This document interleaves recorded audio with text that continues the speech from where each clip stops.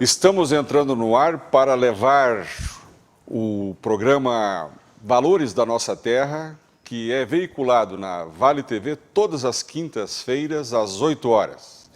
O nosso programa tem por objetivo colocar em perspectiva fatos, histórias e exemplos de homens e mulheres que contribuem para o desenvolvimento do nosso querido Vale dos Sinos e da nossa Novo Hamburgo. Hoje nós temos o privilégio de receber aqui o advogado Ítalo Bronzatti, né, que titulariza a banca Bondan, Bronzatti e Pienes, né, que, para deleite de todos nós, e sobretudo dele e dos seus sócios, né, completou 10 anos, né, de existência agora, na semana do dia 20. Né. E o doutor Ítalo, no curso do programa de hoje, né, vai nos brindar, né, com o conhecimento jurídico, falar de algumas questões que são relevantes, né, que nós estamos vivendo atualmente no cenário jurídico e político também, e falar um pouco também da sua banca de advocacia e o que hoje tem animado, tem, digamos, ocupado o dia a dia dessa prestigiosa empresa de advocacia, como é que nós costumamos chamar. Doutor Ítalo, é um prazer tê-lo aqui no programa. Bom dia. Bom dia, Antônio. Os telespectadores da Vale, é um prazer estar aqui contigo gravando esse programa hoje. E espero poder aí trazer algumas questões, conhecimentos para quem está nos acompanhando e agradecer o programa aí que é tão prestigiado aqui na região. Isso. 10 anos não se faz todo dia, né, doutor Ítalo? Em poucas palavras, assim, né, poderia fazer um panorama do que foi essa caminhada de 10 anos aí do escritório? Com certeza. O pessoal brinca, né, que para advogado fazer em poucas palavras é difícil, né? Mas a gente tem que fazer esse exercício, né? A gente está, então, há 10 anos aqui na região. Foi uma parceria que dá para se dizer que começou lá na UFSM, né? O Alexandre, eu e o Vinícius nos conhecemos lá. Eles eram meus veteranos da faculdade e o Vinícius daqui da região veio para cá e trouxe o Alexandre logo no primeiro ano e depois no outro ano eles me trouxeram para cá. E aí a gente foi formando essa parceria, né, como a gente gosta de falar, a firma lá no escritório. E com o tempo, assim, né, hoje, olhando para trás, assim, depois de 10 anos, a gente consegue enxergar, e o senhor aí com certeza já passou por toda essa caminhada, como um escritório de advocacia, ele não pode ser só um escritório de advocacia, também uma empresa, né? Como é importante, né? E como é importante a gente atravessar essa barreira muitas vezes, né? Porque a gente é preparado na faculdade para ser advogado, para advogar, e a gente não tem cadeiras lá na faculdade de administração, de contabilidade, enfim, coisas que são necessárias para uma empresa. E como é difícil, assim, a gente ter essa caminhada e aprender muitas coisas que não é só do advogado, é do empresário como um todo. E aqui o nosso Vale dos Sinos, ele tem uma perspectiva muito, muito boa para quem quer empreender, né? Eu venho lá eu sou lá das Missões, nascido em Santo Ângelo, criado em Cruz Alta. Estudei em Santa Maria e a nossa região lá ela é focada muito para o agro, a gente conversava antes aqui sobre isso. E aqui o Vale ele é muito para quem gosta de empreender e eu particularmente gosto muito aqui da região, uma região muito próspera e estamos muito felizes aí nessa semana aí que a gente fechou agora os 10 anos de escritório. Eu também, viu, doutor Ítalo, eu fico muito feliz quando me deparo de jovens, né, e você é um jovem, que tem claro esta realidade. Nós, os advogados, os médicos, e uma infinidade de outras carreiras, né, que nós chamamos de profissionais autônomos, nós vamos à universidade para aprender um ofício e ofertá-lo à sociedade dentro de uma perspectiva empresarial, ou seja, não de empregado. Né? Nós, digamos assim, e você pontua bem, temos uma lacuna no processo de formação que não é esse despertar de que nós estamos atuando como empresários, estamos empresariando a nossa própria atividade. Né?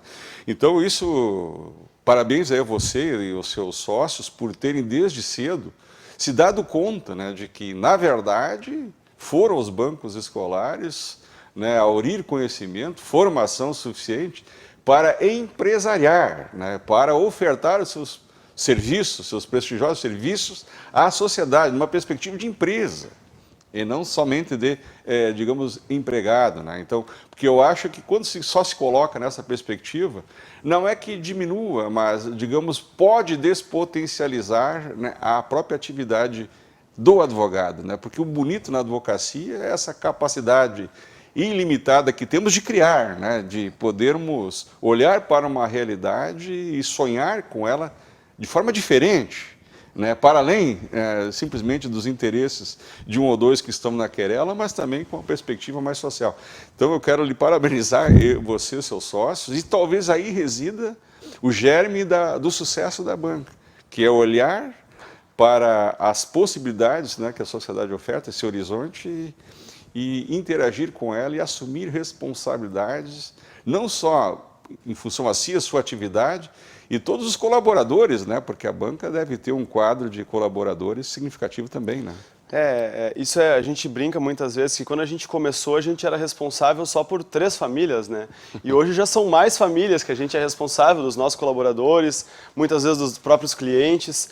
E acho que o que tu falou fecha muito com os nossos princípios, que é não apenas prestar um serviço jurídico, mas também contribuir para a sociedade na qual a gente faz parte, porque não basta simplesmente tu prestar um serviço, acho que isso serve para médico, para advogado, para dentista, para quem está nos ouvindo e nos assistindo aqui, seja qual for a profissão, não basta a gente desempenhar o nosso ofício.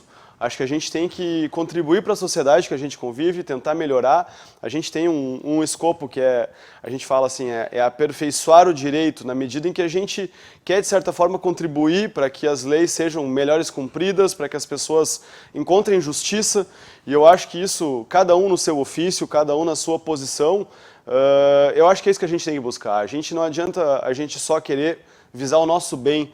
A gente tem que buscar o bem comum, o bem coletivo da sociedade e, claro, sempre trilhando o caminho do que é certo, porque muitas vezes pode custar um pouquinho mais para a gente chegar lá, quando a gente trilha o caminho certo, mas também a gente consegue criar bases sólidas e aí a gente só vai avançando. Como tu mesmo disseste antes do programa aqui, sempre à frente, nunca para trás, né? Isso é importante e essa sua fala também, digamos assim, pontua ela como relevantíssima, porque nós que somos da área jurídica, né, temos uma responsabilidade grande com a sociedade. E frente a qualquer problema que nos é trazido, né, e eu vi que você pontuou isso aí, por isso que eu me permito também aqui realçar, né, nós, em frente a um problema qualquer, nós não temos necessariamente um processo também qualquer, né? Tem situações, né, que ao examiná-la com responsabilidade, né, digamos assim, dentro dessa perspectiva de fazer justiça e, sobretudo, com o nosso compromisso de contribuir para a paz social, nós não saímos fazendo o processo. O processo pode ser algo inevitável, mas tem situações que nós encaminhamos até uma solução, né, digamos, de acordo, assim, não de conflagração, mas de composição, né? Você também comunga dessa ideia de que não é um caso, um processo, é um caso e um encaminhamento, vamos chamar assim. É isso? Perfeito. Eu concordo 100% com isso. Acho que a gente é treinado muitas vezes para atuar em processos, mas não necessariamente é esse o nosso escopo, né? A gente falava antes aqui que a gente brinca muito lá que a gente gosta de resolver problemas. Independente de tu necessitar de um processo, tem muitas pessoas que eu atendo e eu digo muitas vezes, olha, eu não faço questão de te vender um serviço, eu quero te vender uma solução, porque se eu te vender um serviço, pode não resolver o teu problema e tu não vai me procurar amanhã. E o que eu quero, na verdade, é te vender uma solução, inclusive quando eu encontro essa solução, porque muitas vezes uma pessoa pode nos procurar, e ela querer um serviço, mas tu vê que não vai ter um caminho ali. E o profissional, seja na área do direito, em qualquer área, que ele simplesmente ficar focado em vender um serviço, ele está focado em si, e não no problema da pessoa. E ele pode até vender aquele serviço, mas depois ele não vai vender aquele serviço de novo. E a nossa profissão, é claro que acho que, mas muito mais do que as outras, ela é muito baseada na confiança, na indicação. E nada melhor que tu atender muito bem uma pessoa e tu conseguir entregar. É claro, a gente não tem como prometer resultado, né? A própria OAB não nos permite, a gente não tem como prometer resultado, mas a gente tem que entregar um caminho, uma perspectiva de solução no problema do cliente. Então, eu até não faço, no meu dia a dia, assim, quando eu converso com pessoas, nunca fiz questão de vender soluções, porque a gente não tem como vender soluções. E tem casos até que já chegaram no escritório e disseram, olha, não vejo um caminho para a gente aqui, então, se tu fizer isso aqui, muitas vezes indo pela esfera administrativa, como eu passei pelo Procon, eu encaminho muita gente para lá para resolver problemas menores e que eu sei que podem ser resolvidos, porque não vale a pena um processo, a gente encher mais o nosso judiciário, que já está tão complicado, né? Um momento tão difícil, assim, de muito processo, pouco servidor, e a gente passou por diversas situações com o Poder Judiciário recentemente, uma greve no final do ano, no final de 2020, 2019, depois a gente começou a pandemia e a gente ainda não conseguiu se readequar para a situação. Então, eu acho que é muito importante e é um nosso foco, assim, muitas vezes tentar resolver o problema. E aí, assim, até quando a gente estava montando, a gente estava fazendo agora uma repaginação do escritório com esses 10 anos e tentando definir em poucas palavras o que a gente faz lá. E aí a gente chegou num slogan, num lema que seria obstinados por soluções e não obstinados por soluções jurídicas, porque a gente não oferece só soluções jurídicas. Muitas vezes o advogado ele vai ser psicólogo também, ele tem que oferecer um caminho diferente para as pessoas e a gente não fica limitado a oferecer serviços jurídicos. Muitas vezes a gente tem que achar outros caminhos também. Eu acho que isso faz parte da nossa profissão. Isso. Não, você tem toda a razão. E aproveitando a sua deixa aí, né, quando falavas, né, dos problemas que eu também como advogado enfrentei ao longo dos últimos 2, 3 anos, com a estrutura, né, que está a serviço da sociedade e que nós utilizamos para fazer os encaminhamentos, que é toda a estrutura jurídica e, sobretudo, judicial. Como é que tem sido recebido, como é que foi recebido, né, todos esses problemas que nós tivemos com quase que a interrupção, né, se não a suspensão temporária dos serviços jurídicos junto aos tribunais? Como é que foi para vocês esse período? Como é que receberam? Como é que encaminharam? E digamos assim, quais foram os grandes percalços que tiveram, né, com a solução, com a interrupção do serviço jurídico um tempo e a retomada hoje, sim, nas condições que todos nós sabemos, né? Eu penso que o pior momento foi o começo da pandemia, em que tudo fechou 100% e a gente não sabia como é que ia acontecer. E até nesse momento a gente aproveitou, pegou muito processo físico que a gente tinha, porque hoje o advogado pode providenciar a digitalização, por mais que até o Fórum de Novo Hamburgo, nesse momento, acho que suspendeu os atendimentos para fazer essa digitalização, mas lá no ano passado a gente já pegou os principais processos por primeiro, depois foi pegando os demais, para encaminhar por uma via eletrônica, porque ele vai tramitar mais rápido. E eu acho que foi uma adaptação para todo mundo, né? Todo mundo que está vivenciando isso, graças a Deus acho que a gente está mais para o final da pandemia do que para o começo dela. Claro que a gente tem que cuidar, manter os cuidados todos, é muito importante, mas a gente acabou também aproveitando para se reestruturar. O tempo que a gente, de certa forma, ganhou com essa parada lá no começo, a gente aproveitou para se reestruturar, a gente acabou fazendo alguns movimentos que a gente já estava aguardando, fechando essa própria questão dos 10 anos, aí a gente acabou se reestruturando também, né? Eu acho que a pandemia ela serviu para muita gente olhar para dentro do seu próprio negócio e enxergar como se preparar para os próximos anos, que a gente acabou acelerando muito um processo de digitalização, informatização, e que é uma tendência agora nos próximos anos, com certeza. Bom, então assim, né, Ítalo, essa parada que tivemos não pensada, né, que foi de sistema, ela fez com que nós trouxéssemos à ordem do dia, talvez, uma série de assuntos que nós tínhamos lá latentes para serem enfrentados, mas não tínhamos tempo, né? E ao mesmo tempo em que nós gastamos parte da nossa energia olhando para dentro, se reestruturando, do outro lado, as necessidades, né, humanas, de toda a ordem, né, da saúde à prisão, né? Eu sei que o escritório também trabalha dentro da área do direito penal. Sim. Essas continuaram, né? Contudo, a estrutura que era utilizada e até então nos auxiliava das respostas, ela também parou, e isso trouxe uma angústia, né, uma dificuldade para todos nós.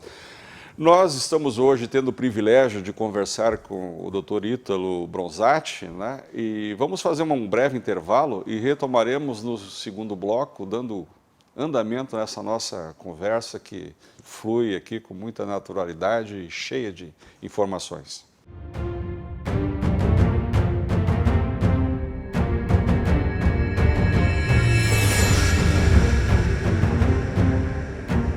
É com muita satisfação que a Unimed Vale dos Sinos faz a entrega deste presente especial a você.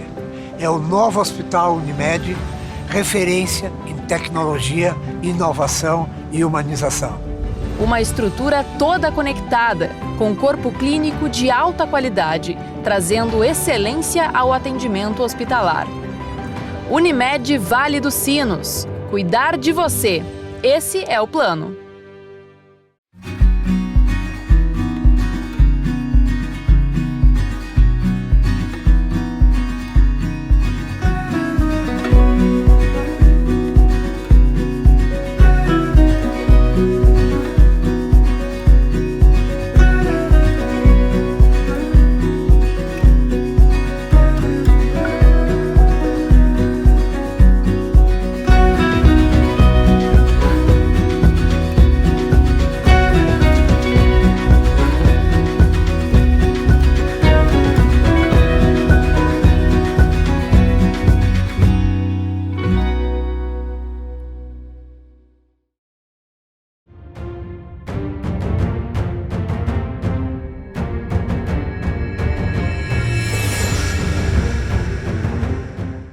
Estamos retomando o programa Valores da Nossa Terra, que hoje tem o privilégio de conversar com o Dr. Ítalo Bronzatti, né?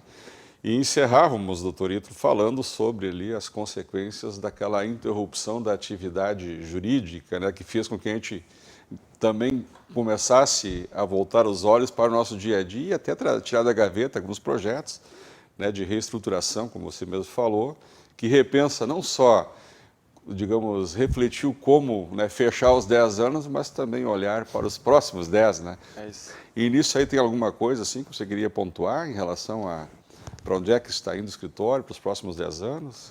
Bom, a gente aproveitou, como a gente conversava no primeiro bloco, esse momento de pandemia. A gente estava com um projeto de expandir o nosso escritório, estava lá engavetado há algum tempinho, e a gente aproveitou para tirar isso do papel. E aí começamos ainda no ano passado uma reestruturação de espaço, de pessoal. Finalizamos ela, dá para se dizer, agora em maio, assim, mas a gente ainda está finalizando porque é uma constante evolução. E a gente, nesse momento, está muito feliz que a gente acabou de fazer uma reestruturação e já pensando nos próximos passos, né? Porque todos os movimentos que a gente fez no escritório, tiveram 3 movimentos assim que a gente fez. Todos eles, depois de um tempo, eles nos trouxeram algum resultado. E, graças a Deus, a gente já está conseguindo colher um pouquinho dos frutos que a gente plantou lá no ano passado, começo desse ano. E o escritório agora ele tem caminhado para uma direção de consolidação. Quando a gente começa lá, né, seu Antônio, lá na faculdade, ou quando a gente está saindo dela, eu nunca esqueço, uma vez me falaram assim que tem uma profissão assim que depois dos 10 anos tu vai começar a te estruturar, a ter uma consolidação, que é a advocacia. E a gente conversava isso na semana passada, eu, o Vinícius e o Alexandre, como isso é uma verdade. Assim, é claro que cada empresa tem o seu momento, tem o seu período, tem o seu tempo. Mas para a gente, essa questão dos 10 anos, ela foi muito chave, assim, porque é também um processo de amadurecimento, né? Eu acho que tanto pessoal como para a empresa, tu enxergar que determinadas questões, tu não pode pensar simplesmente como um advogado, tem que pensar como um empresário. E aí são desafios que a gente tem também, né? Porque a gente passa a ser responsável por mais pessoas e não só pelas nossas vidas, né? São nós mesmos, os nossos colaboradores, as famílias. Então a gente está num momento assim muito bom, muito feliz, e que as coisas elas estão avançando, estão acontecendo, mas claro, a gente nunca pode esquecer, e a gente sempre a gente conversa muito sobre isso, a gente não pode esquecer os nossos princípios e os valores que fizeram a gente chegar até aqui. Então eu acho que claro, são 10 anos, mas vamos lá para mais 10, para mais 20, para mais 30. A gente se espelha em pessoas aí que desenvolveram já uma carreira, um sucesso. A tua trajetória ela é uma trajetória muito bonita, então a gente se espelha muito também. A recíproca é verdadeira, né? Não, é uma honra estar aqui, né? Com toda a tua bagagem caminhada. E é isso, é sempre um desafio diário, mas a gente tem que sempre olhar para frente, né? Se tu for pensar quantas dificuldades a pandemia trouxe para a gente, mas também quantas oportunidades a pandemia trouxe para a gente. A gente não tem que esquecer de todos os problemas. A gente está aí com mais de 500 mil mortos no país e todo mundo perdeu algum ente querido nesse momento, né? Pelo menos na minha família também isso acabou acontecendo.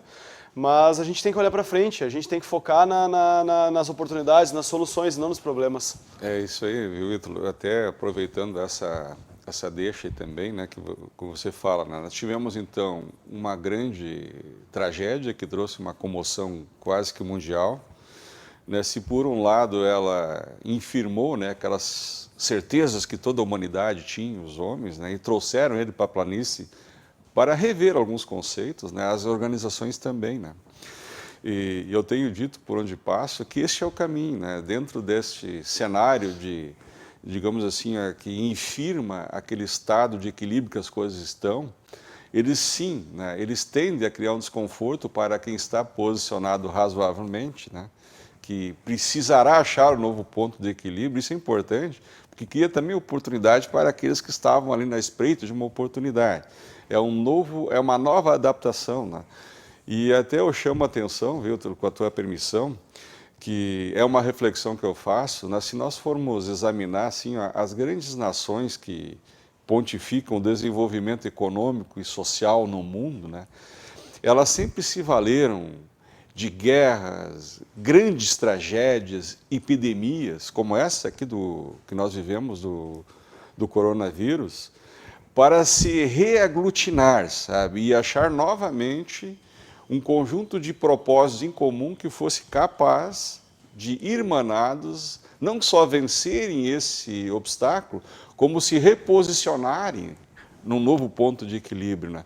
Que é justamente isso que você acaba de dizer que acabou sendo feito. Ou seja, dentro de um contexto que trouxe para nós uma série de perguntas, né, e de intranquilidades, nós fomos capazes de não quedar-se, né, ou cair com o problema, mas encontrar nele um novo ponto de equilíbrio, que é isso que vocês alçaram, né? Isso que vocês aí projetaram. Então, parabéns aí pela reflexão de vocês, que eu acho que essa, inclusive, deveria ser a tônica de uma parcela significativa, não só da sociedade gaúcha, como brasileira. Ou seja, este momento, né, é um momento que todos os valores, credos que nós tínhamos como absoluto, eles foram relativizados.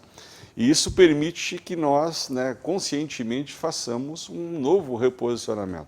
E é novamente uma caminhada até esse novo ponto de equilíbrio. Isso é uma oportunidade, é um conjunto de possibilidades, de oportunidades que se abrem para todos. Então, olhando, né, o copo meio cheio, é isso, né? Porque tem muitos que gostam de se ater ao copo meio vazio. Mas, na verdade, é o copo meio cheio que deve aqui prevalecer. Em relação a nós, advogados, temos, né, leituras sobre tudo isso, quase que sobre todos, né? Em relação ao país, doutor Ítalo, a questão política que está aí, como é que vocês estão percebendo, né, o que se pode esperar, né, do quadro que nós estamos vivendo, que é um quadro de conflagração, de muita ebulição, né? E nós que temos por missão até fazer o apaziguamento em muitos casos, trazer a racionalidade, né, trazer a conformidade. Como é que vocês percebem essa questão aí hoje, né? Eu me considero uma pessoa muito ponderada, muito equilibrada. Sempre evito o máximo possível me meter em confusão, até porque o nosso papel é muitas vezes apaziguar, né, como o senhor mesmo falou. E eu acredito que o nosso momento, a gente está muito polarizado. Isso é um prejuízo imenso e não é só um movimento nacional. A gente acompanha o que acontece no mundo, né? Eu acho que é algo que já vem acontecendo há alguns anos, essa polarização. E quem mais perde com isso somos todos nós. Na medida que existe o bem e o mal, como a gente fala aqui no Sul, a grenalização da política, ela é tão ruim pra gente, porque ou tu é bom ou tu é ruim, ou é vermelho ou é azul. Ou é chimango é maragato. Ou é chimango é maragato. Isso não é... Em qualquer situação, os extremos, os opostos, é ruim, porque não existe um consenso, não existe um meio. E essa polarização, essa briga que a gente enxerga no cenário nacional, especialmente no cenário nacional, não vejo nenhum benefício para a sociedade, para a população. A gente acaba todo mundo perdendo. Eu acho que a coisa da forma que ela está, e eu acredito que nós vamos passar por mais alguns anos assim, é um prejuízo para a sociedade, é um prejuízo para o nosso crescimento. É claro que a gente tem que se virar, a gente tem que seguir em frente de qualquer forma, né? Não dá, a gente não pode ficar simplesmente reclamando da situação. Acho que a gente tem que tentar apaziguar e tem que, na medida do possível que a gente pode, mostrar para as pessoas que não existe só o bem e o mal, o bom ou o ruim. Eu acho que existe o bom aqui e o ruim aqui, o bom aqui e o ruim aqui também. Eu acho que é isso, sabe? A gente não pode se permitir e simplesmente achar que é tão simples de existir só um lado ou outro lado e que não existe uma forma de ter um consenso para todos caminhar no mesmo sentido. Eu tenho percebido, a partir disso que você também fala e percebe, né, com propriedade, que nós estamos tendo uma dificuldade de dialogar, né? E, inclusive, nós que trabalhamos, normalmente entramos nessas situações em que o diálogo, se não está de todo prejudicado, pelo menos comprometido significativamente está, né? Então, esse contexto todo, você também acha que ele acaba permeando o direito e dificultando, assim, a racionalidade no trato das questões jurídicas? Sim, eu acredito que sim. E a gente pega as redes sociais, por exemplo, elas deram vozes para muitas pessoas.